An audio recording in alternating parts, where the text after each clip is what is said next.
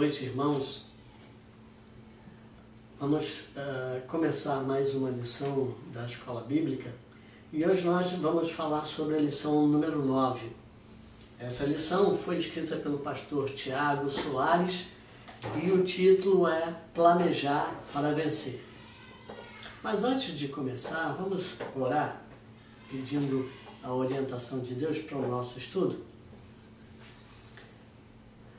Senhor Deus e Pai, estamos agradecidos porque estamos em Tua presença mais uma vez e te pedimos, Senhor Deus, que venha ao nosso encontro, que esteja conosco durante esse estudo e que nós possamos aprender um pouco mais para colocar em prática em nossas vidas, para que nesses tempos de pandemia nós tenhamos a exata consciência do que acontece ao nosso redor e possamos planejar para passarmos por esse período da melhor maneira possível. Ajuda-nos, Senhor Deus, abre as nossas mentes e os nossos corações para receber a mensagem dessa noite. É o que nós pedimos em nome de Jesus. Amém. Amém. Bom, a lição de hoje, ela está baseada no capítulo 3 de Neemias. Mas eu queria ler com vocês um pouquinho antes, no capítulo 2, os versos 11 e 12. E aí depois os irmãos vão entender por quê. A versão que eu vou ler é a Almeida, Revista e Atualizada. E diz assim: Cheguei a Jerusalém, onde estive 3 dias. Então à noite me levantei e uns poucos homens comigo. Não declarei a ninguém o que o meu Deus pusera no coração para eu fazer em Jerusalém. Não havia comigo animal algum, senão o que eu montava. Isso aconteceu depois dele já ter conversado com o rei Artaxerxes e ter a viagem até Jerusalém. E quando ele chegou lá, ele ficou 3 dias sem aparentemente fazer nada, né? Bom, estava descansando. Não era bem assim. Mas o autor da lição, ele começa fazendo uma comparação entre os tempos de Neemias e o povo de Israel naquela situação toda e o nosso tempo, o que nós estamos vivendo agora. Nós precisamos planejar para retomar as nossas atividades. Neemias planejou para refazer o muro e, mais do que isso, para reestruturar toda a vida espiritual do povo. Era um recomeço também. Tá? Então, nós temos essa comparação que o pastor Tiago faz no início. Mas as coisas mudaram muito e hoje elas mudam muito rapidamente. Eu imagino que do momento em que o pastor Tiago estava escrevendo essa lição até hoje, muita coisa aconteceu. Nós já temos as vacinas sendo aplicadas, nós temos estudos avançados que estão trabalhando com o soro, que seria mais uma arma no combate a essa doença causada pelo Covid-19. E então muita coisa do que o pastor Tiago estava vivendo, já mudou um pouquinho. Mas existe realmente essa necessidade de nós planejarmos para essa nossa retomada. E nós vamos falar disso um pouquinho depois. Nós vamos voltar para Neemias, então, para todo esse contexto. Planejamento. Quem faz sem planejar, a Bíblia inclusive chama de tolo, né? Vamos ler mais um trecho aqui da Bíblia que fala exatamente sobre planejamento. O capítulo 14 do livro de Lucas, Jesus estava falando para o povo e ele fala exatamente sobre planejamento. O verso 28 diz assim: Pois qual de vós, pretendendo construir uma torre, não se assenta primeiro para calcular a despesa e verificar se tem os meios para concluir, para não suceder que, tendo lançado os alicerces e não a podendo acabar, todos que a virem zombem dele. dizendo: este homem começou a construir e não pôde acabar. Ou qual é o rei que, indo para combater outro rei, não se assenta primeiro para calcular se com 10.000 homens poderá enfrentar o outro que vem contra ele com 20.000? Caso contrário, estando o outro ainda longe, envie-lhe uma embaixada pedindo condições de paz. Então a Bíblia, sempre a Bíblia, né, já fala sobre isso, sobre planejamento, a necessidade de planejar quando nós temos alguma tarefa para realizar. Quando Neemias recebeu aquelas notícias ruins a respeito de Jerusalém, alguns já haviam retornado com Esdras alguns anos antes. Essa seria a terceira leva, o terceiro grupo que estaria retornando com Neemias.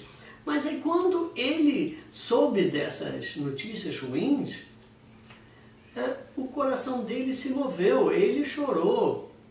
Mas o que ele fez?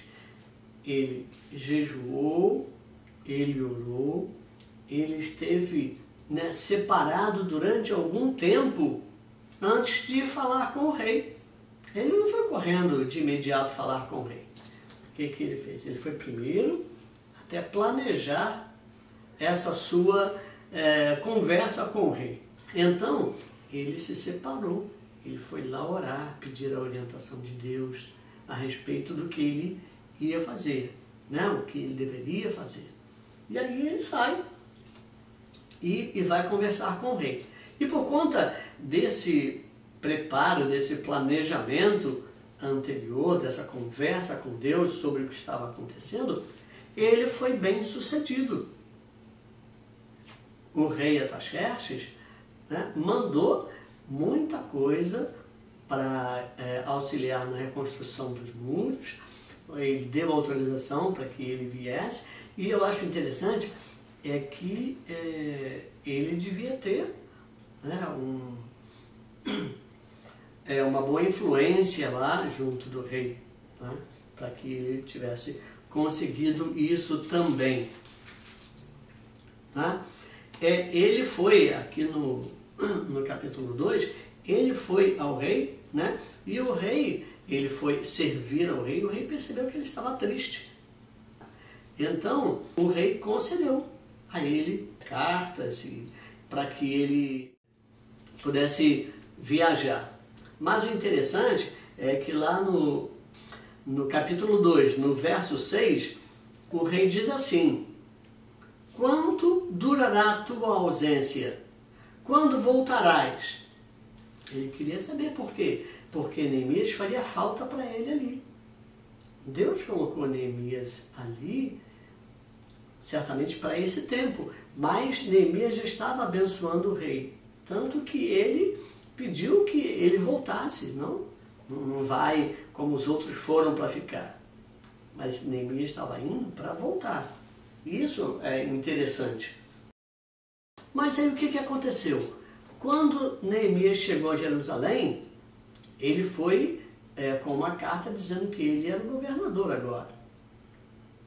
Mas aí ele chegou logo esfregando essa carta lá, né? Mostrando para todos que ele era o governador, que ele quem mandava agora, que ele é quem ia fazer. Não. O verso 11 do capítulo 2 diz: cheguei a Jerusalém, onde estive 3 dias. Naturalmente, era uma viagem cansativa, mas um dia se recuperaria dessa viagem, né, descansando. Mas ele ficou 3 dias. Ele estava fazendo o quê? Sem sair. Ele estava orando, ele estava planejando como faria. E aí depois desses 3 dias, o que acontece? Ele sai, mas não fala com ninguém. Ele leva algumas pessoas de confiança com ele e sai para ver o muro, sai à noite. E aí a gente pode pensar em pelo menos 3 razões para ele fazer isso.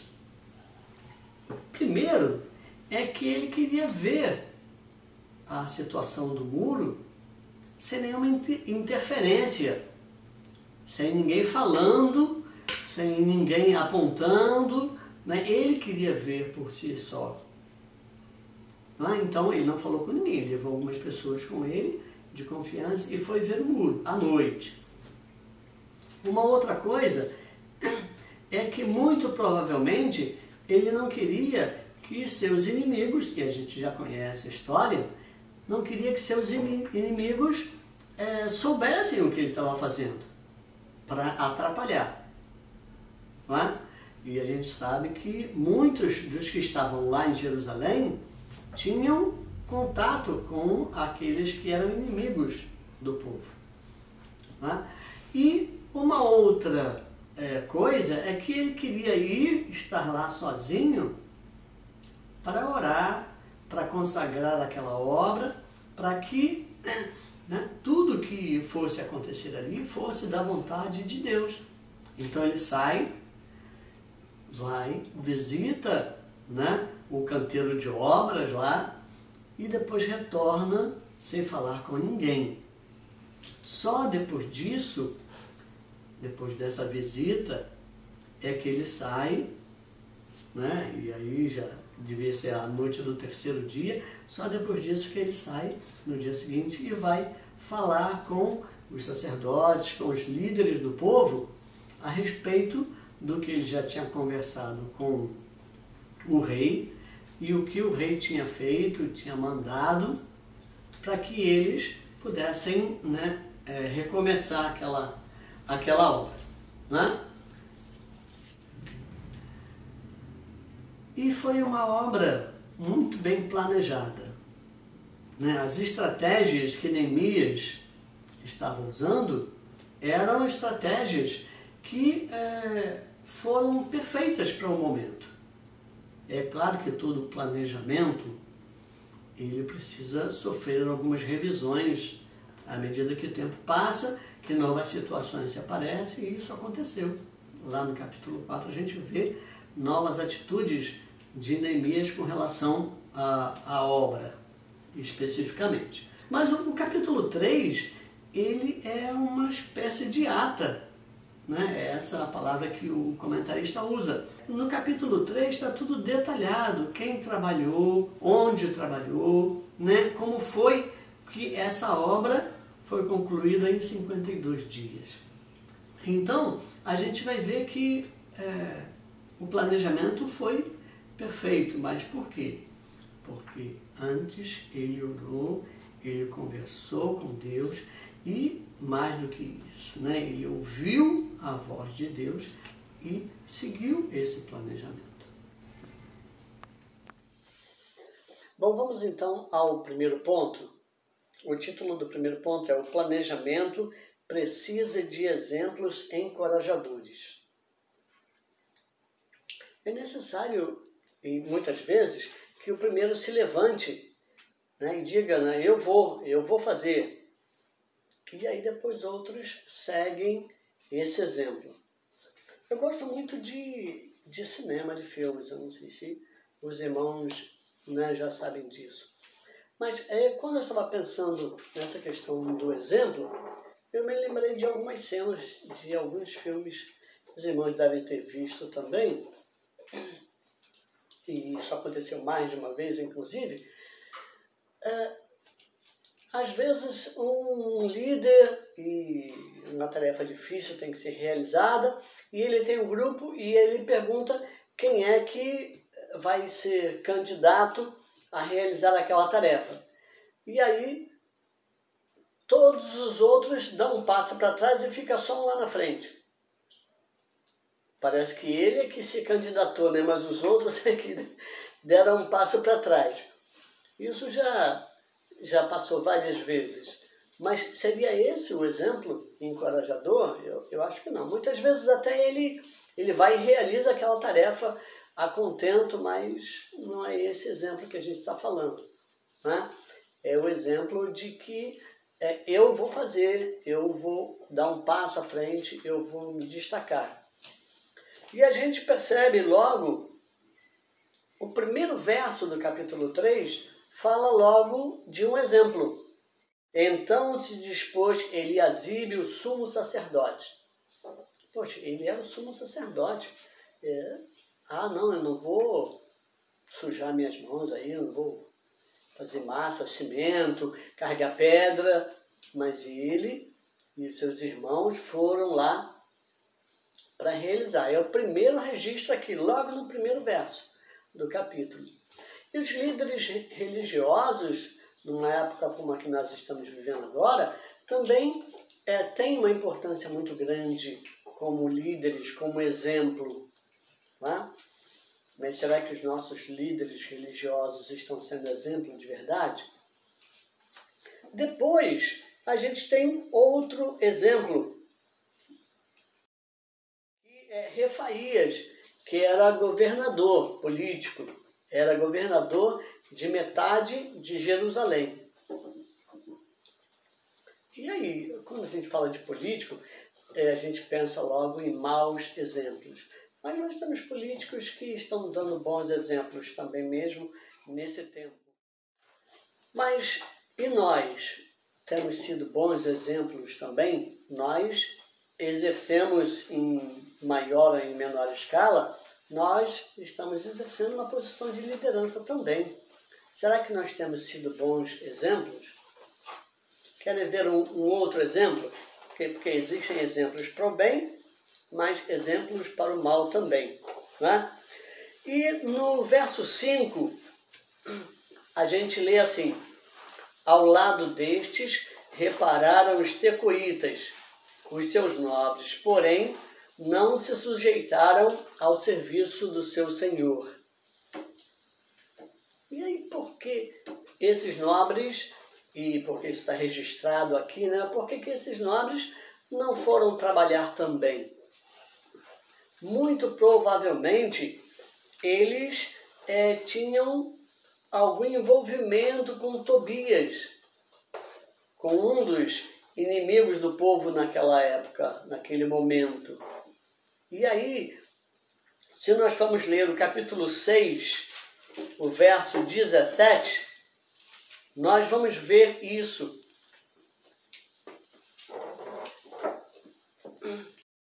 17 diz assim: também naqueles dias, alguns nobres de Judá escreveram muitas cartas que iam para Tobias, e cartas de Tobias vinham para eles.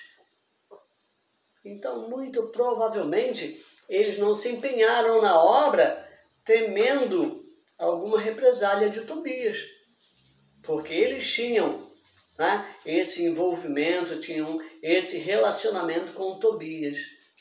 Muito provavelmente, esses nobres tecoitas não foram trabalhar pensando em Tobias, que ele poderia saber e fazer alguma coisa. Mas então, os nossos líderes religiosos têm sido bons exemplos nesse tempo de pandemia? Os nossos líderes políticos têm sido bons exemplos nessa pandemia? E nós? Nós, da nossa igreja, da Segunda Igreja Batista em Barra de São João, temos sido bons exemplos? É uma pergunta que fica, tá bom? É uma pergunta que cada um deve responder, e aí responder para si mesmo e falar com Deus a respeito. Bom, então vamos passar ao ponto 2, que diz: planejar para vencer deve contar com todos. Poxa, mas eu acho que eu acho que é bastante óbvio, né? Se eu vou planejar, eu tenho que planejar quem vai executar, quem vai fazer, né? Quem vai fazer isso acontecer, com quem eu posso contar, eles vão até o fim? Eu preciso colocar isso no meu planejamento, eu preciso saber disso. Porque quantos projetos excelentes não saíram do papel por causa da falta de quem executasse? Ou muitos iniciaram, mas pararam porque não havia envolvimento suficiente das pessoas que participavam desse projeto. Então, eu tenho que planejar quem vai executar, porque a etapa da execução é talvez a mais importante desse planejamento, né? Refazer o muro não era uma tarefa fácil, né? Eram necessários muitos recursos, recursos que o rei Artaxerxes havia providenciado. O povo também doou muita coisa, Neemias também, né? Fez doações altas também para que o projeto saísse do papel, né? E era preciso que todos se envolvessem, até o povo de fora, né? O povo de Jericó, por exemplo, chegou para ajudar. E aí tem uma frase na revista que eu fiquei um pouco pensativo a respeito, né? Toda ajuda é bem-vinda. Mas será que toda ajuda é bem-vinda mesmo? Eu preciso ter discernimento para entender, né, que tipo de ajuda está chegando. Se Neemias não fosse firme, lá no capítulo 12, no verso 20, se ele não fosse firme e respondesse a Tobias, né, a Sanbalate, a Gesem, a respeito, eu acho que a coisa não ia ficar bem. Ele disse o seguinte, na parte B, vós, todavia, não tendes parte nem direito, nem memorial em Jerusalém. Ele estava falando isso para Sanbalate, para Tobias, né, para aquele grupo que estava querendo o mal do povo de Jerusalém. Né? Então, a gente precisa ter discernimento. Nem toda ajuda é bem-vinda, porque muitas vezes Satanás usa as pessoas para se infiltrar nesses projetos e aí acaba, né, criando uma confusão tão grande que o projeto se desfaz. Então é preciso saber, né, quem nós vamos receber no nosso projeto. Mas todos devem trabalhar, né? Todos devem participar com o que sabe fazer. Nós temos alguns exemplos disso, né? Uziel, por exemplo. Uziel era ourives. Ele trabalhava com ouro, com prata, com joias. Mas ele largou, né, as suas joias e foi trabalhar lá, trabalho pesado lá na reconstrução do muro.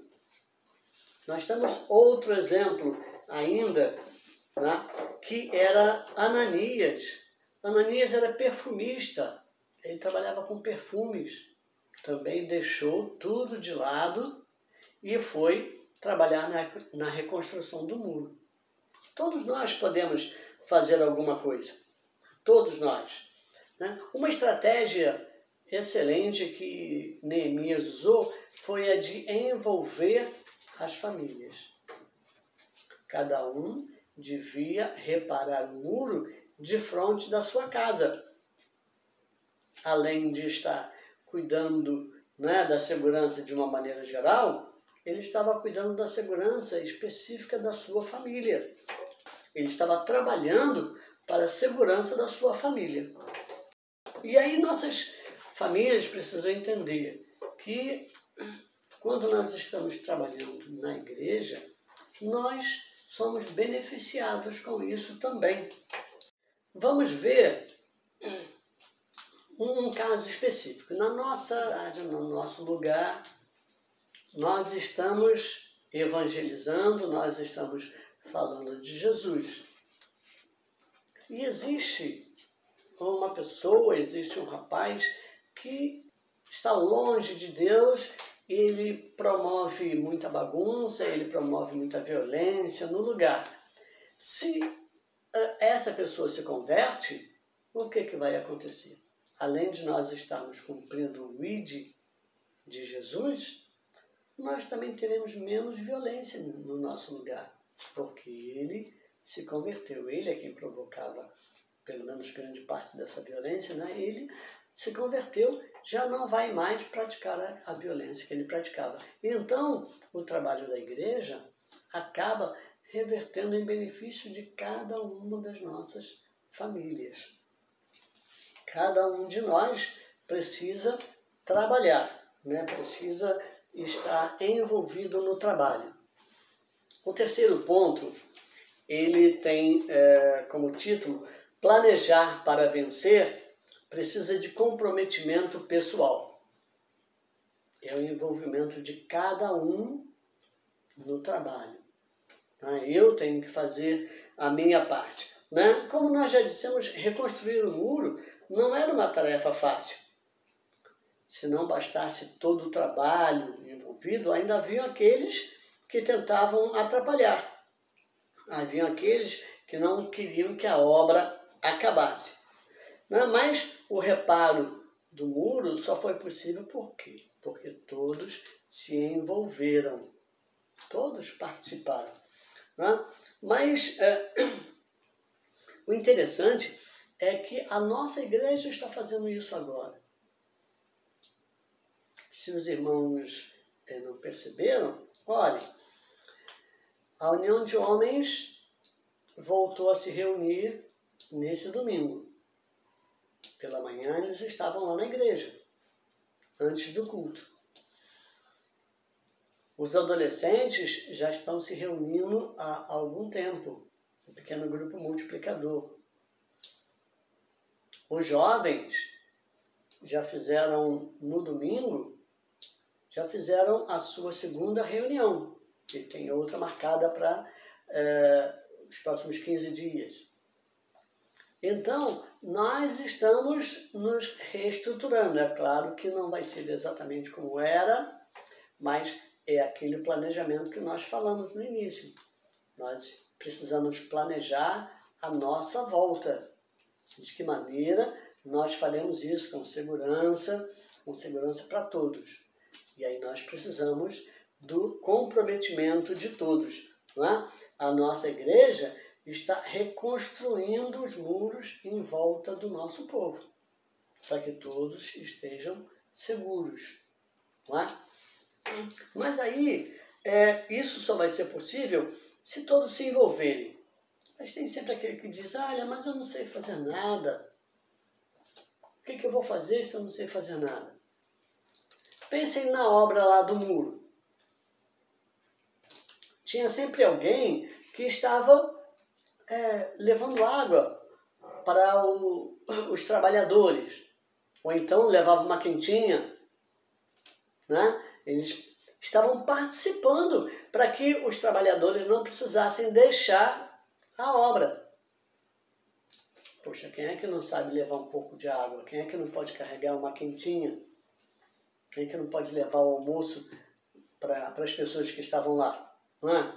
Então, todos podem trabalhar. Por quê? Porque se eu disser, eu não sei fazer nada, é só uma desculpa. Me perdoem, mas é só uma desculpa. Tá bom? E, encerrando, nós vamos concluir a nossa lição de hoje. Não é um planejamento qualquer, especialmente esse da nossa volta. Nós estamos orando, pedindo retorno das reuniões da igreja, nós sentimos falta disso, não é? Mas nós precisamos esperar o tempo certo de Deus, nós esperamos que Deus nos diga, olha, faça assim, ou faça desse jeito, ou daquele jeito. E aí sim, o nosso planejamento vai ser bem sucedido. Mas nós precisamos falar com Deus, nós precisamos ouvir Deus falar conosco. Só assim nosso planejamento terá sucesso. Sem isso, muitos dos nossos planos estão fadados ao fracasso. E não é isso que nós queremos, não é? Bom, para pensar e agir.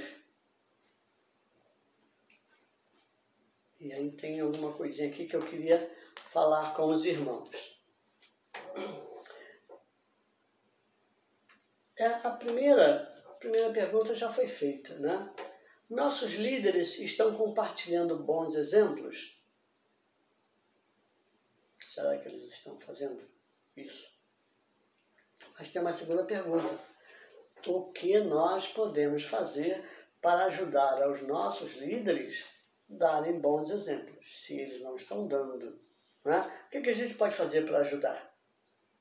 É uma pergunta que fica para você, meu irmão. E a segunda pergunta, né? Por que temos dificuldade de receber ajuda? E aí, quando eu estava lendo essa pergunta, me vieram duas perguntas, na verdade, né, à mente. Por que temos dificuldade de receber ajuda? Eu posso entender que os outros não estão se dispondo a ajudar. Então, eu não recebo ajuda porque ninguém quer ajudar. E isso a gente sabe que acontece, né? Nossa igreja tem levantado fundos, né? Tem angariado recursos para ajudar as famílias que estão passando por necessidades nesse período. Né? Tem sido muito abençoador para nós participar. Mas eu também posso entender de outra maneira, porque tem muita gente, muitos de nós não gostam de receber ajuda. Pode parecer até difícil de acreditar, mas existe. Tem gente que não quer ser ajudada, seja por orgulho, seja por outro motivo qualquer. Não quer ser ajudado.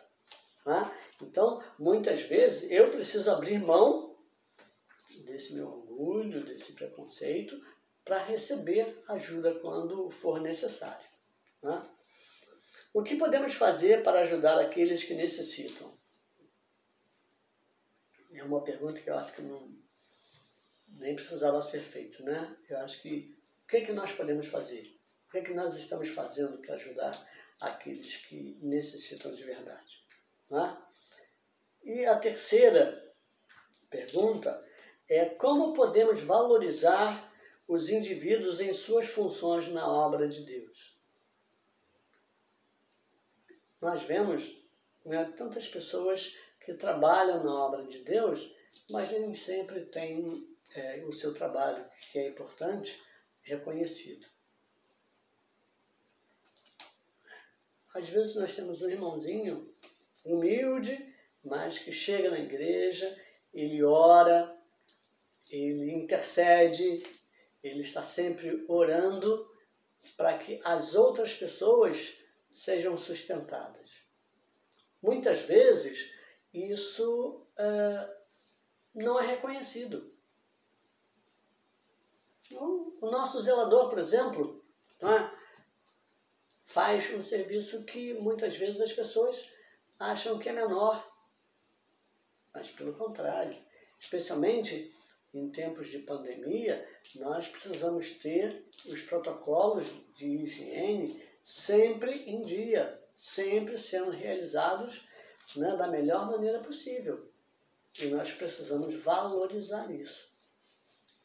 Porque depois que o irmão sai da igreja e vai para casa, né, o zelador, a zeladora, fica na igreja para higienizar os espaços para que a gente possa retornar à noite. E nós precisamos valorizar isso. Valorizar esses irmãos que nem sempre estão lá na frente, aparecendo, não cantam, não tocam, não pregam, não estão lá na frente, não estão lá em cima. Mas trabalham porque Deus deu a cada um ministério. E aí nós precisamos valorizar esses irmãos, o trabalho deles na nossa igreja. E o que nós temos para hoje é isso. Nós pedimos que Deus abençoe a cada um dos irmãos e que o Espírito Santo complete o que ficou faltando falar, né, nesse pouco tempo que nós estivemos aqui. E na próxima vez estaremos juntos novamente. Que Deus abençoe os irmãos, tenham uma boa semana.